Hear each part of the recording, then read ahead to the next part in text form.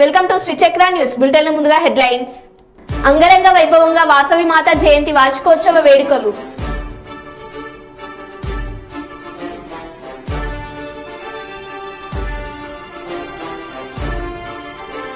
తాడిపత్రి చేరుకున్న సీట్ బృందం.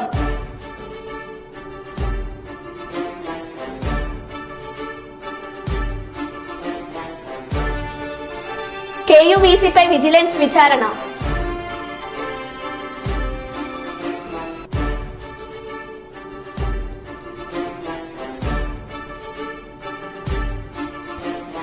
రాజన్న సిరిసిల్ల జిల్లా రుద్రంగి మండలంలో చిరుతపులి కలకలం.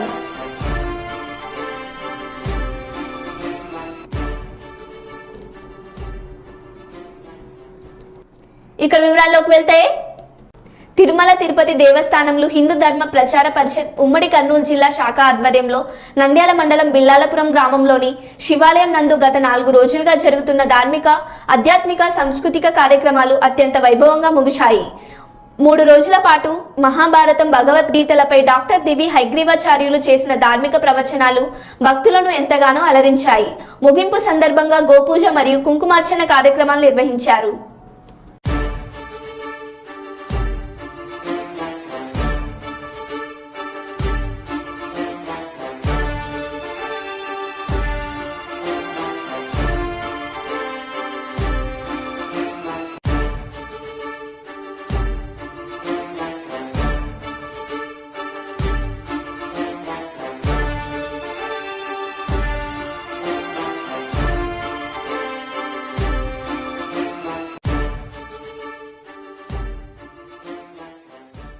బద్వేల్లో ఆధునిక రాజకీయాల్లో విలువలు పాటించేవారు చాలా తక్కువ. సుందరయ్య వంటి వారు రాజకీయాల్లో అరుదుగా ఉంటారని భారత కమ్యూనిస్టు పార్టీ మార్కిస్టు జిల్లా కార్యదర్శి వర్గ సభ్యులు గండికోట శివకుమార్ అన్నారు.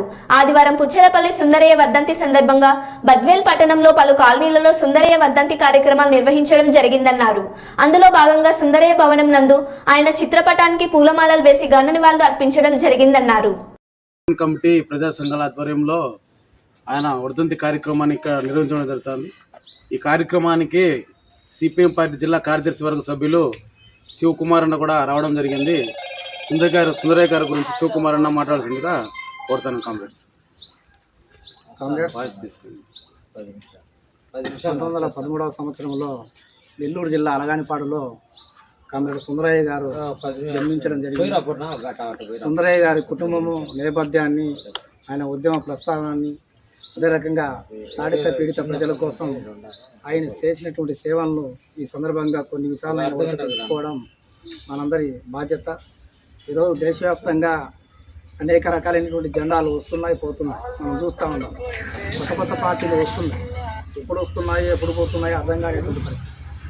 ఇటువంటి పరిస్థితుల్లో కూడా ఈరోజు కుల ప్రభావము, మత ప్రభావము, ధర ప్రభావము, మద్యం ప్రభావం లాంటి పెద్ద ఎత్తున దేశంలో చొచ్చుకొని పోయి ప్రజలను విభజించి పాలిస్తున్నటువంటి ఈ నేపథ్యంలో కూడా ఎర్ర జెండా వాలిపోకుండా, వెలిసిపోకుండా ఉందంటే నాడు పుచ్చలపల్లి సుందరయ్య గారు నిర్మించినటువంటి ఈ నిర్మాణం అంత దృఢమైనటువంటిది, బలమైనటువంటిది. కాబట్టే ఈరోజు దేశంలో అన్ని రంగాలు వెలిసిపోతా ఉన్నా కూడా ఎర్ర జెండా మాత్రం నిజాయితీగా, నిష్కచ్చిగా తాడిత పీడిత ప్రజల పక్షాన్ని నిలబడి పోరాటం చేస్తూ ఉంది. దానికి కారణం ఆ రోజు సుందరయ్య గారు నిర్మించినటువంటి ఓ బలమైనటువంటి పునాది అనేటువంటిది మనం గుర్తుపెట్టుకోవాల్సిన అవసరం ఉంది. నేటికి కూడా కమ్యూనిస్టుల పట్ల, కమ్యూనిస్టు ప్రజానీకం పట్ల, కమ్యూనిస్టు నాయకుల పట్ల సమాజంలో గౌరవం కానీ, మంచి అభిప్రాయం కానీ ఉందంటే దానికి కారణం నాడు ఆ నాయకులు నిర్మించినటువంటి ఈ నిర్మాణమే.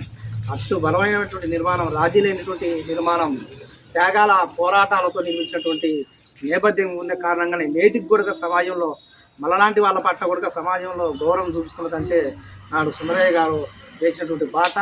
ఆ బాటను ఆడుకొని అనేక సంవత్సరాలుగా ఎర్రజెండాలు పట్టుకొని మనం నిర్మాణం, ఉద్యమాలు నిర్మిస్తున్నటువంటి కారణంగానే, ఆ బాటలో నడుస్తున్నటువంటి కారణంగానే, ఆ యొక్క వారసత్వం కారణంగానే ఈరోజు సమాజంలో మన గౌరవం లభిస్తూ ఉందనేటువంటిది మనం అర్థం చేసుకోవాలి. సుందరయ్య గారు ఒక పెద్ద భూస్వామ్య కుటుంబంలో జన్మించినాడు. 100 ఎకరాల భూస్వామ్య కుటుంబంలో జన్మించినటువంటి ఆయన పుట్టినప్పటి నుంచి చనిపోయేంత వరకు కూడా పేదల పక్షాన, దళితుల పక్షాన, బడుగు బలహీన వర్గాల పక్షాన ఆయన నిరంతరం పనిచేశాడు. ఆయన మొట్టమొదటి దక్షిణ భారత ఉద్యమ నిర్మాతగా కమ్యూనిస్ట్ పార్టీ నిర్మించడమే కాకుండా 1947లో భారతదేశానికి స్వాతంత్రం వచ్చిన తర్వాత మొట్టమొదటి ప్రధానిగా జవహర్లాల్ నెహ్రూ గారు వ్యవహరిస్తే పార్లమెంటులో మొట్టమొదటి పార్లమెంటు పక్షనేతగా ఆయన వివరించడం జరిగింది. అప్పుడు పార్లమెంటులో కుడివైపున ఉన్నటువంటి వాళ్ళను అధికార పక్షంలో ఉన్నటువంటి కాంగ్రెస్, ఎడం వైపున అంటే వామపక్ష ఉన్నటువంటి వాళ్ళను వామపక్షాలుగా నాటించి మనం పిలవడం జరిగింది. నేడు వామపక్షాలు అంటే అదేదో కాదు, పార్లమెంటులో ఎడం వైపున వామ చేతి పక్షాన కూర్చునేటువంటి వాళ్ళం కాబట్టి మనకు వామపక్షాలు అనేటువంటి పేరు వచ్చింది. సుందరయ్య గారు పార్లమెంటుకు అందరిలాగా కార్లలో పెద్ద పెద్ద సరంజామాతో అదే రకంగా మంది మార్బలంతో వెళ్ళేటువంటి వాడు కాదు. ఒక మామూలు సైకిల్ తీసుకొని ఆ సైకిల్లో ఎనికి పక్కన ఆ రోజు పార్లమెంటులో చర్చించాల్సిన అంశాలన్నింటినీ కూడా ఆయన పేపర్ల రూపంలో రికార్డుల రూపంలో పొందుపరుచుకొని సైకిల్కి క్యారీలో కట్టుకొని ఆయన పార్లమెంటుకి వెళ్ళేటువంటి వాడు. పార్లమెంటులో అధికార పక్షం ప్రవేశపెట్టినటువంటి జీవోలు కానీ చట్టాలు కానీ ప్రజానుకూల ప్రజా వ్యతిరేక విధానాలు ఏవైతే ఉన్నాయో వాటిని ఉచితంగా పరిశీలించేవాడు. వాటి మీద సాధ్యాసాధ్యాల మీద లోతైనటువంటి విశ్లేషణ చేసేవాడు. ఆనాటి కాంగ్రెస్ ప్రభుత్వం ప్రజా అనుకూల విధానాలను రూపొందిస్తే దాన్ని ఆయన మెచ్చుకునేటువంటి వాడు. అదే రకంగా ప్రజా వ్యతిరేక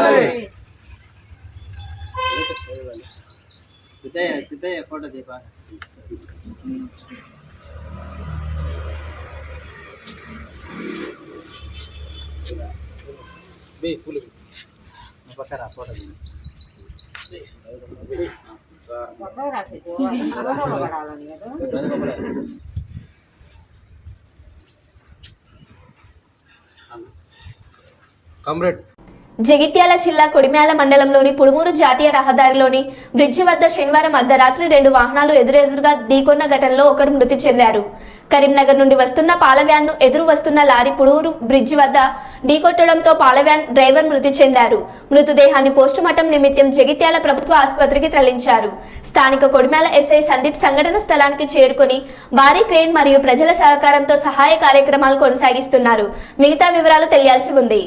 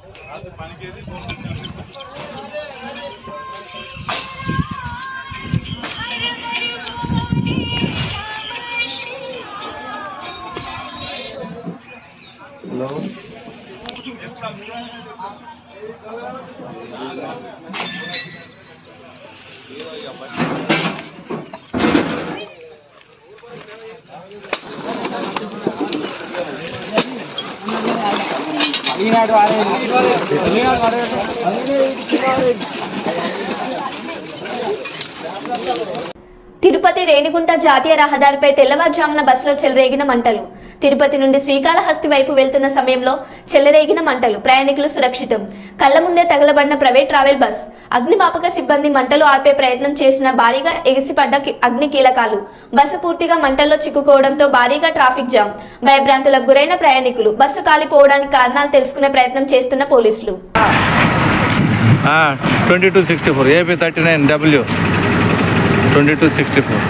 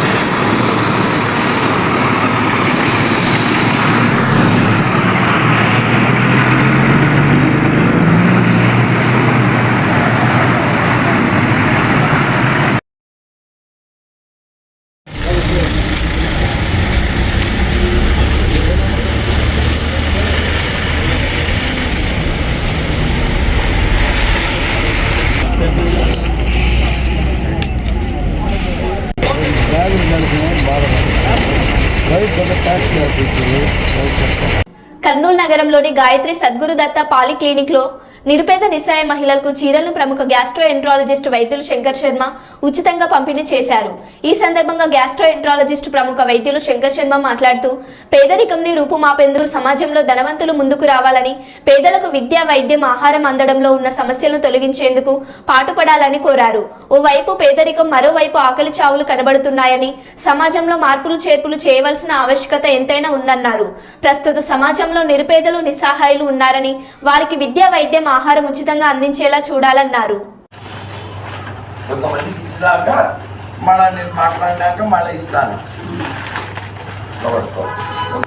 పట్టుకొని నిలబడండి ఇక్కడ.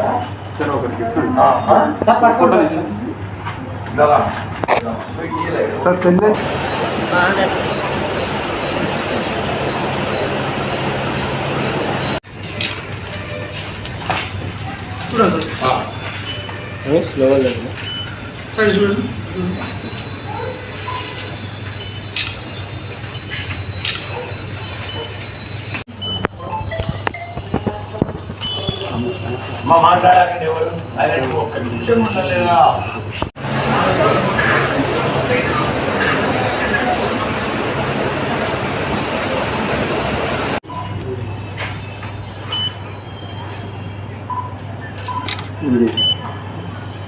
అనుకుని పొరుగువాడికి తోడ్పడవై, దేశం అంటే మట్టి కాదు, ఈ దేశం అంటే మనుషులే అని ఒక మహనీయుడు చెప్పిన విధంగా ఉడతా భక్తిగా నా చేతనైనంత సహాయం, అంటే మీరు చాలా బాటం లేయర్స్ ఆఫ్ ది సొసైటీలో అట్టడుగున ఉండే ప్రజలు, వీళ్ళు నిస్సహాయులు, నిరుపేదలు, వీళ్ళు ఒక ధనవంతులుగా మారే అవకాశం లేకపోయినా కనీసం వీళ్ళు ఉండడానికి ఇల్లు, కట్టడానికి గుడ్డ, తాగడానికి నీరు, శుభ్రమైన నీరు వీళ్లకు లభించే విధంగా ఎంతో కొంత సహాయము ప్రతి ఒక్కరూ సమాజంలో చేయాలని, ముఖ్యంగా అందరూ ఏమనుకుంటారంటే ఇది కేవలం గవర్నమెంట్ బాధ్యత, మాది కాదు అని చాలామంది సమాజంలో ధనవంతులు, కోట్ల రూపాయలు సంపాదించుకున్న వాళ్ళు చాలామంది ఉన్నారు. వాళ్ళు కూడా కనీసం ఇట్లా ప్రజల వైపు ఒకసారి చూసి, సపోజ్ ఈ ఊర్లో కర్నూలులో ఉండే 100 కోట్ల ఆస్తి పరులు ఎంతోమంది, ఒక 10,000 మందో ఎంతోమంది కూడా 2,000 మంది, 10,000 మంది, 20,000 మంది కూడా ఉంటారు. కానీ వాళ్ళంతా కూడా ఒకసారి ఆలోచించాలి. మేము కూడా ఏదన్నా కొద్దో గొప్ప ఇటువంటి ప్రజలకు ఏదో ఒక సహాయం మేము చేయాలని, వాళ్ళల్లో మానవత్వం ప్రజ్వరిల్లాలని నేను కోరుకుంటున్నాను. సమాజంలో ఇంకా మార్పులు చేయాల్సిన ఆవశ్యకత ఉంది. పేదరికం చాలా ఎక్కువ ఉంది. మనం ఎంతసేపు ఉన్నా కొన్ని విషయాలను చూపించుకుంటూ మనం ఎంతో అభివృద్ధి చెందినామని అనుకుంటున్నాము. కానీ నిరుపేద ప్రజలైతే మాత్రం రోజుకు ఎక్కువ అవుతున్నారు. వాళ్లకు అవసరాలు కూడా చాలా ఎక్కువైపోతున్నాయి.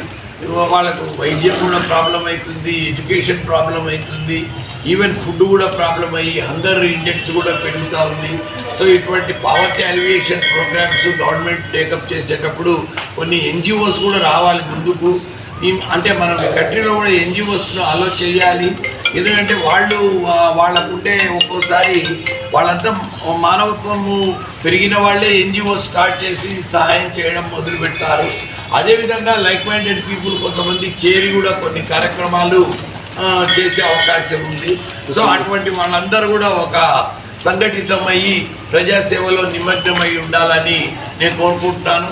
అదేవిధంగా నేను కూడా నా చేతనైనంత సహాయము ప్రజలకు జీవితాంతం చేయాలని కోరుకుని నేను చేసి ఈ సాంఘిక కార్యక్రమాల్లో భాగంగా ఈరోజు స్థానిక ఈ గాయత్రి స్టేట్లో మా గురుదత్త పాలిక్లినిక్లో ఈరోజు నిరుపేద నిస్సహాయ మహిళలకు చీరల పంపిణీ కార్యక్రమం చేరడం నాకు చాలా సంతోషంగా ఉంది. అంటే వాళ్ళు నిస్సహాయులు, నిరుపేదలుగా ఉండాలని కాదు, బట్ అలాంటి వాళ్ళని డెఫినెట్గా మనము ఆదుకోవాల్సిన పరిస్థితి ఉంది. మానవత్వం మరుగున పడిన ఈ రోజుల్లో సామాజిక దృక్పథాన్ని తట్టి లేపాల్సిన ఆవశ్యకత చాలామందిలో ఉంది. దాన్ని వాళ్ళు పెంపొందించుకొని తమ చేతనైనంత సహాయం ప్రజలకు చేయాలని నేను మరి కోరుకుంటున్నాను. సుల్తానాబాద్ పట్టణంలోని ఆర్యవైశ్య భవన్లోని వాసవిమాత దేవాలయంలో శనివారం వాసవిమాత జయంతి వార్షికోత్సవ వేడుకలు అంగరంగ వైభవంగా కన్నుల పండుగగా నిర్వహించారు. ఉదయం గణేష్ పూజలతో వేడుకలు ప్రారంభమయ్యాయి. అనంతరం అమ్మవారికి అభిషేకం, అంతకుముందు పెద్ద ఎత్తున హోమాలు, కుంకుమ పూజ నిర్వహించారు. పూజారులు చంద్రశేఖర్ శర్మ, సంతోష్ శర్మ పలువురు పూజారులు పాల్గొని అమ్మవారి జయంతి వార్షికోత్సవ వేడుకలను ఘనంగా జరిపించారు. అనంతరం అన్నదాన కార్యక్రమం నిర్వహించారు.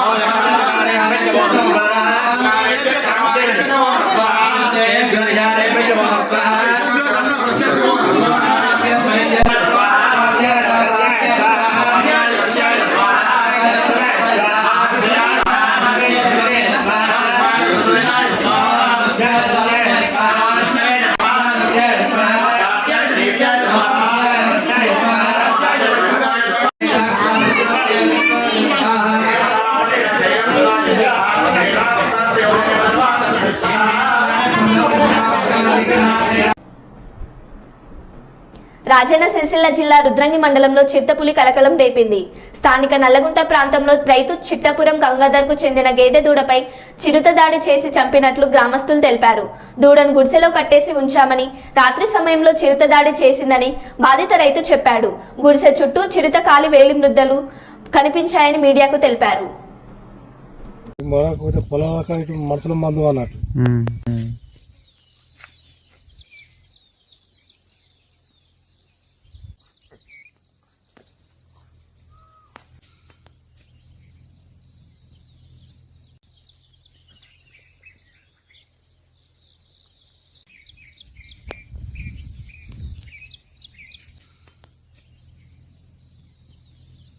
చిన్నగా ఉన్నట్టుంది, బాగా పెద్ద అయితే ఇంకా బాగా చేస్తున్నాయి. కానీ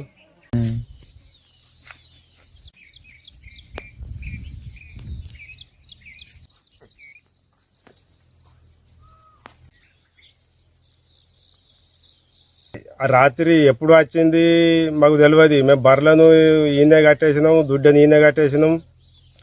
కట్టేసి మేము ఇంటికేనో, అది రాత్రి ఎప్పుడు వచ్చిందో ఏమో. రాత్రి జిటపుల్లి వచ్చి దాడి చేసి దుడ్డని చంపి మొత్తం అంత తినడం జరిగింది. ఫారెస్ట్ వాళ్లకు మా యొక్క నమస్కారం చేసి చెప్తున్నాం. ఎందుకంటే మాకు ఇక్కడ రైతులకు ఎవరికి కానీ భయంగా ఉన్నది. ఇవల్ల గిట్లా వచ్చి తినిపోయింది. మేము రాత్రి పగలు తెల్లందాకా ఇక్కడ సేందాలో తిరుగుతాము. ఏ రాత్రి ఏ పగలు వచ్చి మమ్మల్ని కూడా ఏం చేసేది కూడా మాకు తెలియకుంటున్నది. దయచేసి ఎట్లన్నా ఆ జిటపుల్ని మాత్రం దాన్ని పట్టుకునే ప్రయత్నమా, దాన్ని బెదిరించే ప్రయత్నమా మాత్రం మీరు చేయాలి. మీ ఇక ఇక్కడి రైతుల ఆధారం మీ చేతుల్నే ఉన్నది కాబట్టి మీకు తెలియజేస్తున్నాం. కర్నూలు జిల్లా ఎమ్మిగనూరు పట్టణానికి చెందిన ఈ ఫోటోలో ఉన్న బాబు తప్పిపోయాడు. పేరు జవీద్. వాళ్ళ అమ్మ నాన్నలు వెతుకుతున్నారు. వాళ్ళ బాధ వర్ణనాతీతం. దయచేసి ఈ బాలుడు కనిపించినచో 9505008576 మరియు 8142058992 నెంబర్లకు కాల్ చేసి వారి తల్లిదండ్రులకు తెలుపవలసిందిగా బాలుడు తల్లిదండ్రులు మనవి చేసుకున్నారు.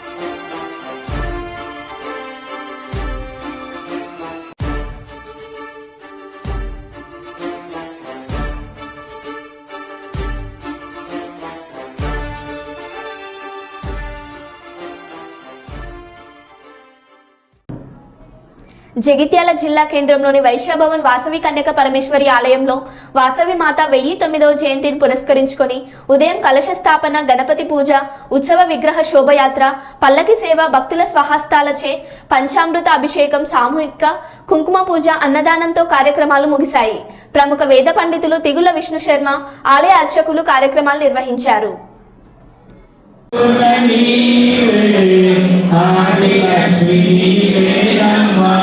కన్నతల్లి నీవే కావరామమాలి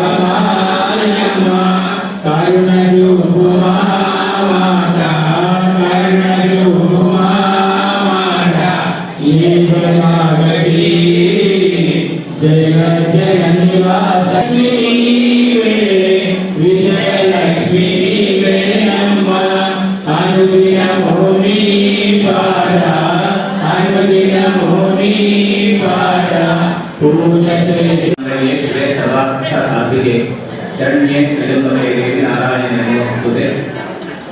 అమ్మవారి యొక్క జనక మహారాజు గారికి జన్మించిన జానకిగా ఇట్లా ఎన్నో అవతారాలు ఎత్తి సాక్షాత్తు కుసుమ శ్రేష్ఠికి పుత్రికయ్యి జన్మించి తాను ఒక కులాన్ని ఉద్ధరించాలి, ఆ కులం యొక్క ఉద్ధరణ జరగకపోతే ఈ జయంతి ఉత్సవాన్ని పురస్కరించుకొని అనేక రోజుల స్థానిక కన్యకా పరమేశ్వరి ఆలయంలో సేవా సమితి ఆధ్వర్యంలో మాతలందరి యొక్క అమూల్యమైన సమయం ఇక్కడ ఇచ్చి కుంకుమార్చనలో పాల్గొని వైశ్యుల మందిరమే కాకుండా కన్యకా పరమేశ్వరి ఉత్సవాన్ని నేడు చేస్తున్నారు. చేసిన వారికి, చూసిన వారికి, చూపించిన వారికి ఆ నిర్మాణ యొక్క పరిపూర్ణానుగ్రహం కలగాలని కోరుతూ వాసవి మాతకి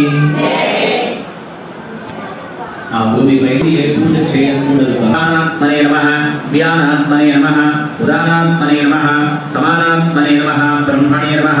నైవేద్యం నివేదయామి మధ్యే మధ్యే. ఆ పుష్పంతో నీళ్ళను గణపతి మహాగణపతయే నమః నీరాజనం దర్శయామి. పుష్పమును శృతి యజ్ఞ విభూషితాయ గౌరీ సుతాయ నమో నమః. ఓం పాపహారిణ్యై నమః. ఓం విమలాయై నమః. ఓం ఆయై నమః. ఓం ఆదర్శ వీర మాత్రే నమః. ఓం సుగుణ రత్నాయై నమః. ఓం సాహ సౌందర్య సంపన్నాయై నమః. ఓం సచ్చిదా మహాసరస్వతి అస్మద్గురుభ్యో నమః. సర్వమంగళమాంగళ్యే శివే సర్వార్థసాధికే శరణ్యే త్ర్యంబకే దేవి నారాయణి నమోస్తుతే. సాక్షాత్తు భగవద్గీతలో విష్ణుమూర్తి ఏదైతే తమ సంస్థాపనార్థాలు చెప్పినాడో దేవి భాగవతంలో కూడా సాక్షాత్తు జగన్మాత కూడా ఎక్కడ ధర్మము ఇలాంటి జరుగుతుందో, ఎక్కడ సంస్కృతులు అపాయం జరుగుతుందో అప్పుడు వాళ్ళందరినీ కాపాడడానికి ఉద్ధరిస్తానని చెప్పి ఆనాడు వాగ్దానం చేసినట్టుగా ఒకనాడు గోహర్షిని మధ్యగా ఒకనాడు జనగమ సేవా సమితిలో పాల్గొన్న వాళ్ళందరినీ పాల్గొనడానికి ఎవరైతే ప్రేరణ చేసినారో ఎవరైతే కాకుండా చూసేవాళ్ళు ఎవరైతే ఉన్నారో వాళ్ళందరికీ వాస్తవాన్ని పరిపూర్ణ ఆనందాలు భౌతాగ్యాలు కలగాలని మనసారా ప్రార్థన చేస్తూ ఇటువంటి ధార్మిక ఆధ్యాత్మికమైనటువంటి కార్యక్రమాలు ఇంకా ఎన్నో చేసి భగవంతుడి యొక్క చరణాంజములందు మన యొక్క అమూల్య సమయాన్ని వెచ్చించి కృపకు పాత్రలు కావాల్సిందిగా కోరుతున్నాను. జై వాసవి.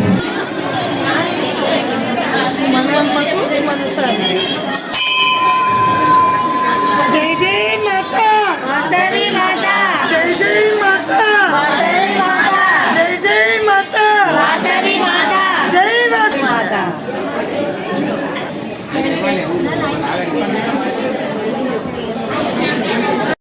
నంద్యాల జిల్లాలో అతిసార వ్యాధి బారిన పడకుండా ముందస్తు జాగ్రత్త చర్యలు చేపట్టాలని డిఎంహెచ్ఓ డాక్టర్ వెంకటరమణ మెడికల్ అధికారులను ఆదేశించారు.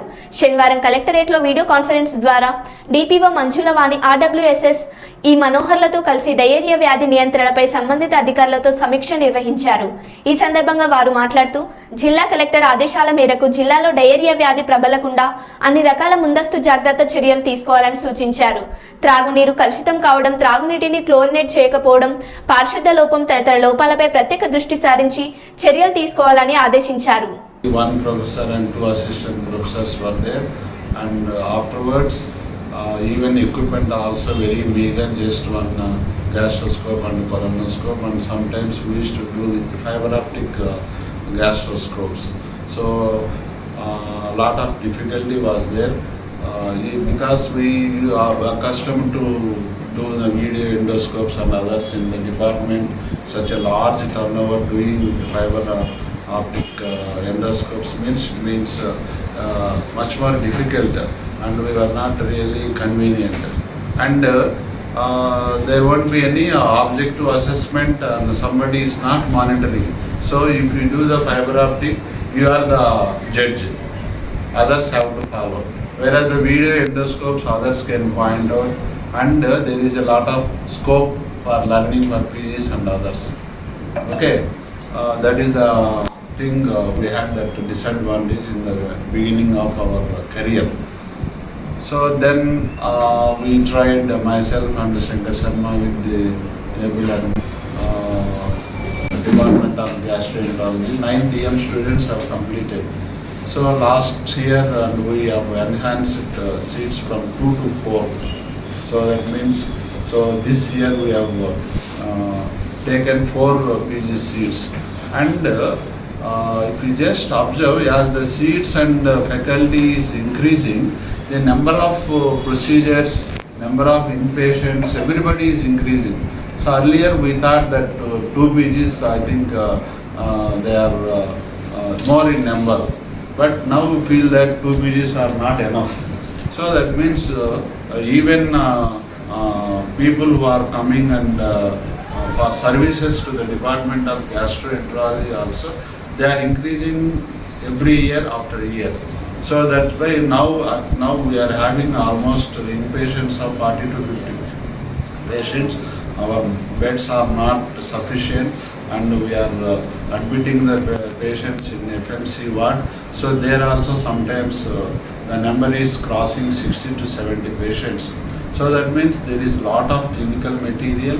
Maybe because you people are able to provide better services free of cost, lot of clinical cases and all, we are all doing Arogyasri. So people also, the word spreads in the villages. So if you go to the government hospital, same procedures are doing, IC facilities are there, even advanced equipment like ERCPs and other UAS procedures are there.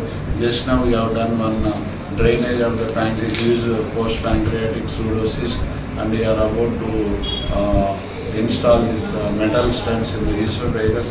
So almost we are doing these procedures are not routinely done in private practice, because all paraphernalia must be there, and is the cost also very prohibitive for most of the patients.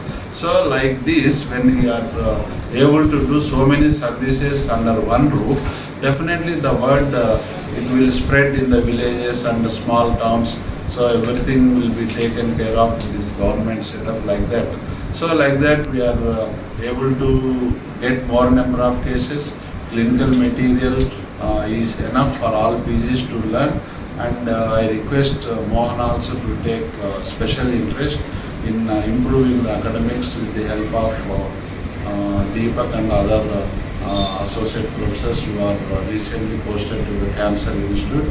So all of you make a team and try to impart practical guidelines to the PGs and others. So మరో బులెటిన్లో మళ్ళీ కలుద్దాం. Stay tune.